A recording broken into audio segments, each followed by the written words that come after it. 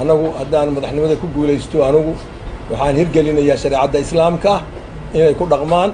dadka Soomaaliyeed siyaalaha loogu dhaqmayo adduunka siyaalo badan baa jira dastuurka iyo shuruucda kale waa nidaamkii madaniga ah oo dawladnimada lagu hogaaminayay isagana waa lagu dhaqmayaa wixii aan waafaqsanayn shariicada islaamkana waa la tuurayaa waxa kale oo lagu dhaqmayaa dhaqanka suuban oo Soomaalida oo sulx ah oo ku salaysnaan doona hadii Ilaahay xukunka anaga gacantayda geliyo in uu noqon doono dib u heshiisiin caam ah oo Soomaaliya ka dhigno oo aan gaarsiino ilaa deegaamada dadku isku hayo meelaha kulul waad ogtihiin oo dhibaatadu ka jirto maanta waad ogtihiin magaalada Gaalkacyo dhibaatada ka jirta laba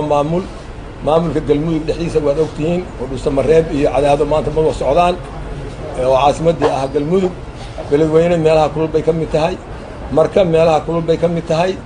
aduu meeshii kale oo shido ka jirto in dadka deegaanka la gaarsiiyo sulxooda iyo shariicada islaamka wixii ku heshiin lahaayeen la sameeyo mid caam guudna la sameeyo maamulada iyo dawladda dhexena ay si